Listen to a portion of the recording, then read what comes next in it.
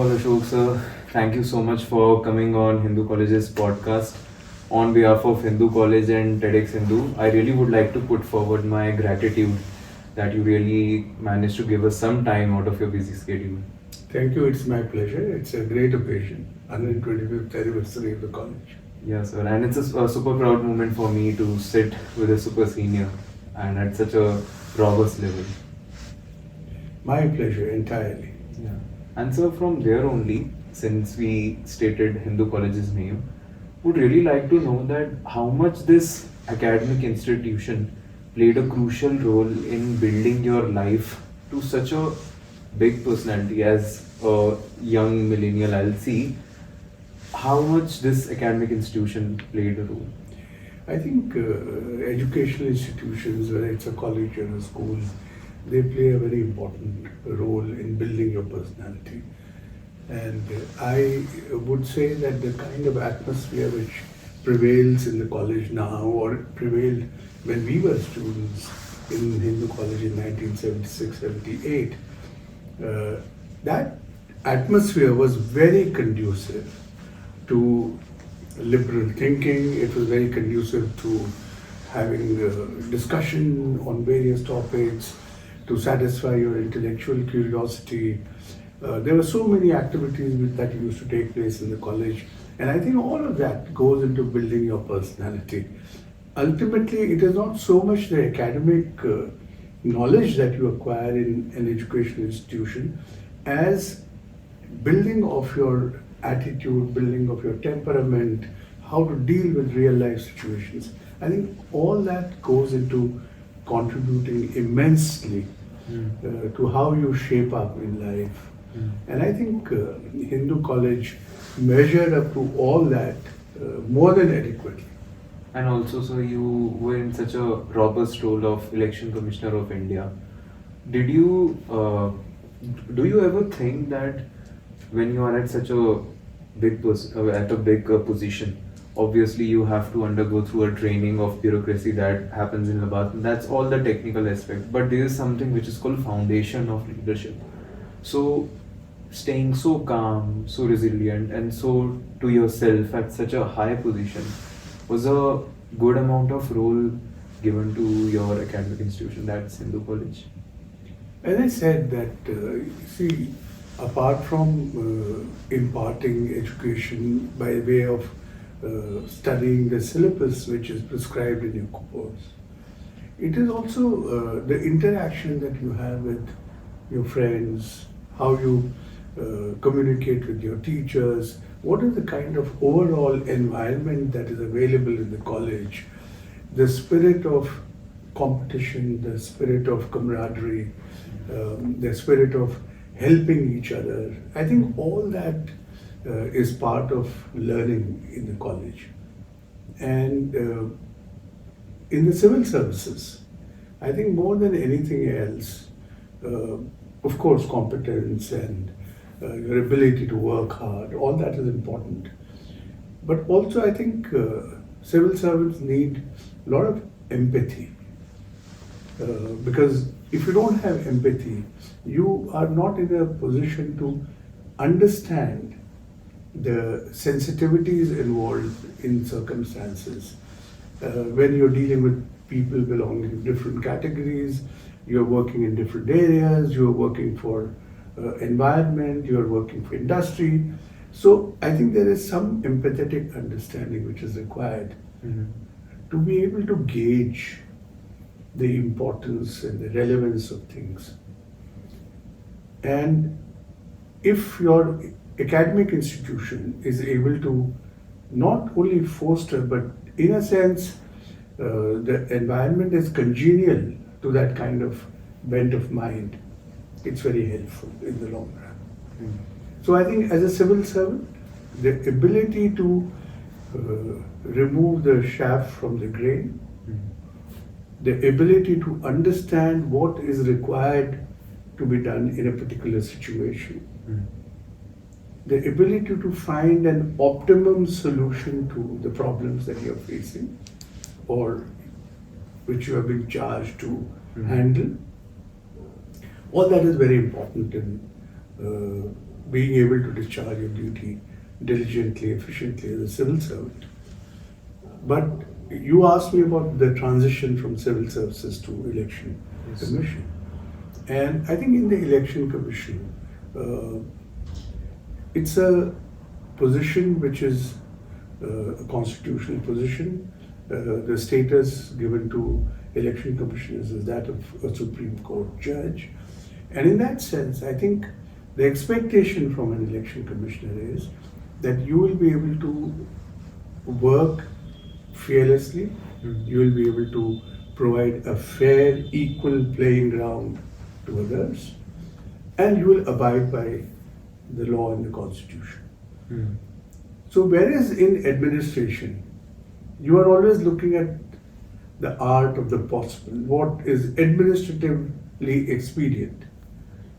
In a quasi-judicial authority or in a judicial authority, I think you try to do what is legal, what is prescribed by law. That is what you are expected to do. Whatever be the consequences or the popularity or unpopularity of your decision, but that's what the law requires. So I think the academic institution like Hindu College, which has such a magnificent history, that inculcated the spirit of diligence, the spirit of discrimination. Yeah, and even when you are taking decisions so strict and so unbiased, sometimes people may get hurt. There's always going to be someone who's going to get hurt, and that's what some of the Gen Z people also face the issue. That is, they hesitate from taking a tough decision because they think this person might be hurt. So, what's your perspective on that, sir? You see, when you are performing the quasi-judicial function that I mentioned, let's say if you're an umpire in a cricket match, so whoever be the batsman, if there is an appeal made by the fielders against him, then the fact that that player is so and so does not influence the umpire's decision. If Sachin Tendulkar is LBW, then the umpire has to decide and not bother about what the spectators will think, that if he gives him out, the spectators will not like it, or Sachin Tendulkar not like it. So that's not how things work. So as you said, that sometimes the decision that you take may not be popular, may not be to the liking of the person against whom that decision is taken. But I think it has to be seen in the spirit of the game, and it also has to be seen in the spirit of what is the responsibility that has been given to you by your role. So in that sense, I mean, if you look at judiciary, when a judge decides a case, half the people are unhappy and half the people are happy. The person who wins a case is happy, the person who loses a case is unhappy. Yeah. So I don't think it's about pleasing people, but it is about doing what the law mandates and doing what you think is right. That is what matters. Yeah. Also, sir, on your Twitter handle, you have written a bio about yourself where you have mentioned few adjectives to you, and obviously writing that you were an ex-bureaucrat, you are a sports enthusiast. With all those adjectives, you have also written still alive. So that still alive really caught my attention. Is it that still alive about your soul, about your persona, that after going through such a rigorous career in such a vast field, you're still alive at your soul and at your personality? I think what I meant basically was that there is still scope to grow, and you can't grow if you're not alive. So being alive means being continuously changing, growing, and learning from circumstances, It is not, for example, a lot of people I feel, and I came to Hindu College when the Aspirants season 2 was launched. And that's the point I made to the audience, is that the aspiration is not to qualify an exam. If that is the aspiration, it's a very small aspiration. That your aspiration has to be something higher, something bigger. What will you do after qualifying an examination? So I think one continuously keeps aspiring for achieving higher things. And that is what I mean by remaining alive.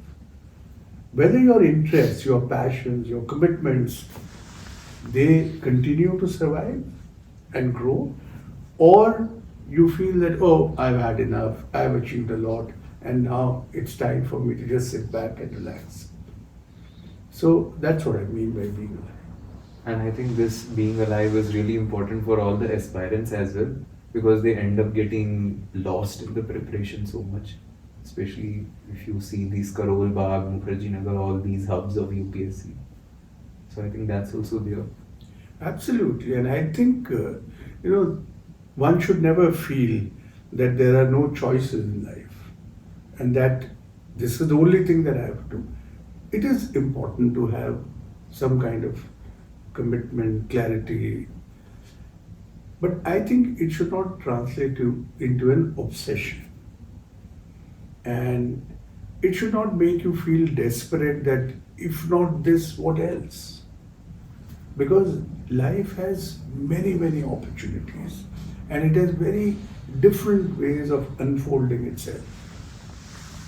So if you close yourself to options in life, it becomes tough. So my feeling is that whatever be your pursuit, okay, do it sincerely, give it your best shot. But you don't know what lies in store for you. So be open to that possibility which you may not have planned for. Yeah.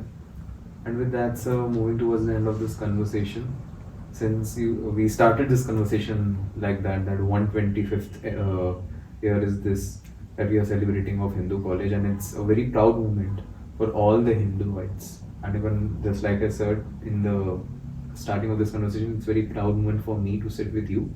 With that only, sir, would really like to know what would be that one piece of advice you would like to share with all dear Gen Z and Hinduites listening to this. Well, I don't think I'll be presumptuous enough to think that I'm qualified to advise You are, anyone. sir.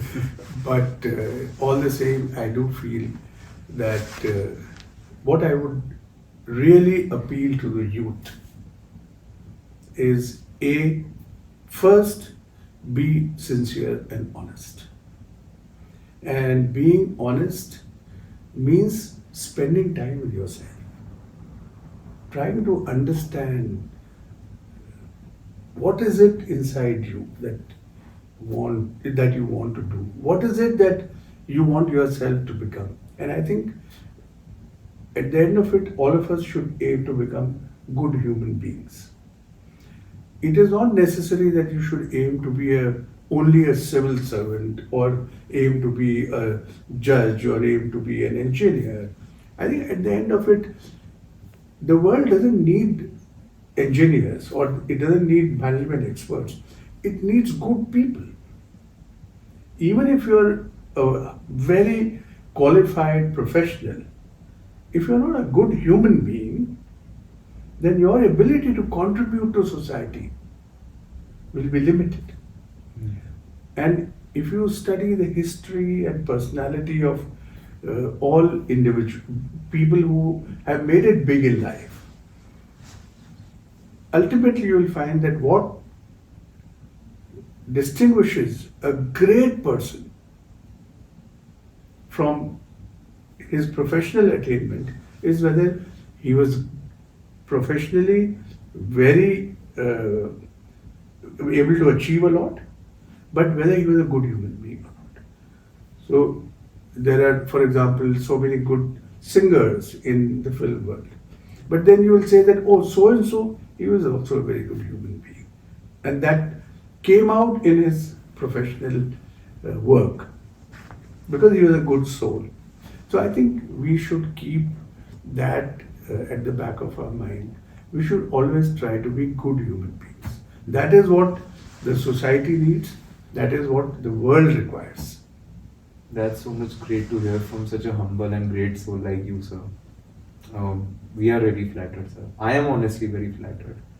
So, with that, sir, I guess this was all from my side. I hope I was able to do justice to this conversation in such a short span of time, and I hope you enjoyed it.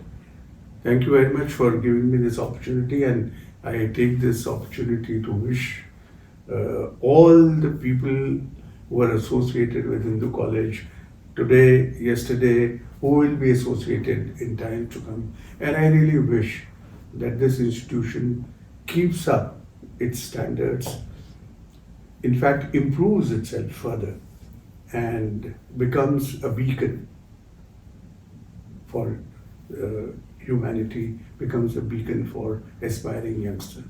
Thank you. Definitely, sir. Thank you so much.